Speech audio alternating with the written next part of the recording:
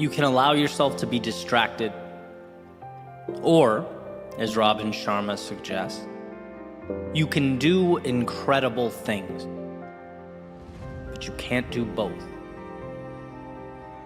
You can stay where the safety and security is, or you can risk what you have in pursuit of your dreams, but you can't do both. You can remain the character depicted in yesterday's story, or you can take those lessons, experiences, and craft a new story. But you cannot do both. Life is a game of trade-offs, where any decision to go in one direction is a simultaneous decision to not go in another. A commitment to X is necessarily a rejection of Y, at least in that moment. Making this question all the more important: what is your North Star?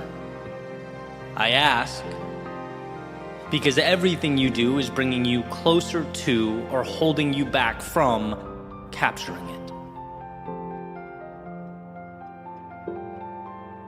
One of my lifelines over the years has been clinging to the quote or idea that simplicity is the ultimate sophistication, right? Consistently trying to arrive there. Why? Because when things get complex in my life, I don't know what I'm choosing. Clutter means I've lost sight of what's necessary versus what's trivial. I become unclear on those critical trade-offs I'm making. And we've all experienced this, right? The simplest questions are always the hardest to arrive at. We can talk in circles about the details, but how often are we honest with ourselves about the why? I remember job interviews in college going on and on about the books I read, the papers I'd written, current events, but then falling flat on my face when asked, "So who's Eddie Pinero?" A dude doing an interview? Like, what do you want from me? My brain had never gone there. Or even less formal, I'll never forget a friend of mine a few years back asked me what my perfect day was, just casually as we're driving. I said, "I don't know, Tom, I've never really thought about that." He goes, "Then how are you ever supposed to have a perfect day if you don't know?" And how simple. Simple and simultaneously incredible. Who wants a life without perfect days, right? Like what is all this for? The world is infinite, and you can be ruled by its variability and its complexity. You can run around adhering to all its rules, hoping you're doing the right thing, whatever that is. Or you can identify, carve out, and rule over your own little piece of it, your own kingdom. You can choose you if you take the time to uncover who you are, what lights you up, and then, as Emerson advocates, hitch your wagon to that star.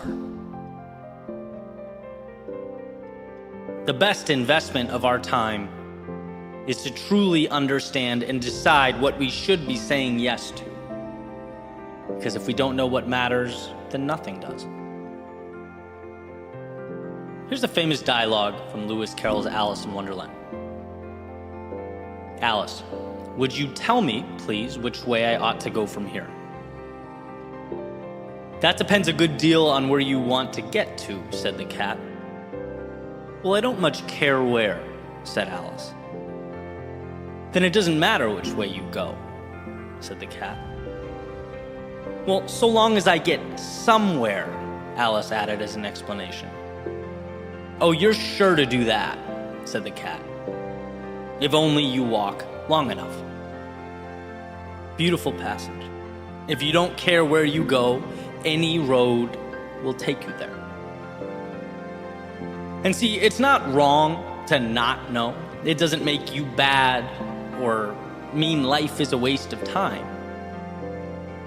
It just means you're taking a large portion of control, which is one of your superpowers, and tossing it up into the ether. It means you are bowing to hope. And I know that no one here wants to live every day merely clinging to hope. This is not a we'll see how it goes channel or podcast, right? This is about the little changes that take life from a 6 out of 10 to a 9 or a 10 out of 10. It's about using what's around us to maximize the miracle we are living and breathing every day. Again, life is complex. So for you to take the time and simplify, to remove what's unnecessary, what an advantage.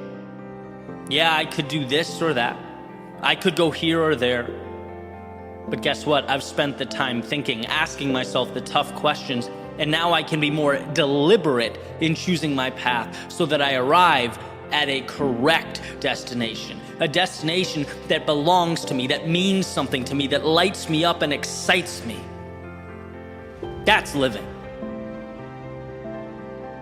And of course, this isn't a one-time light bulb moment, a permanent move. No, as we grow, we change. What we want shifts.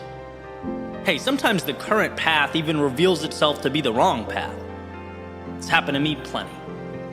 But when you're consistently in tune with what matters to you, who you are, you can make the adjustments. You can be deliberate. No more shooting targets in the dark because life is too short. Our days numbered, our arrows finite. Live life like each day means something. Because each day is transporting you to your something. Let's use the pieces around us to build our own skylines, etch our own stories into the sands of time. If a decision to do one thing is a simultaneous decision to not do something else, make sure to have that North Star in scope so that you don't, amidst that chaos of life, unknowingly turn your back on it. Ask yourself who you are and be as patient as possible working for that answer. Because as far as I can tell, that information is the key that unlocks infinite possibility. It's knowledge that opens the door to life on your terms.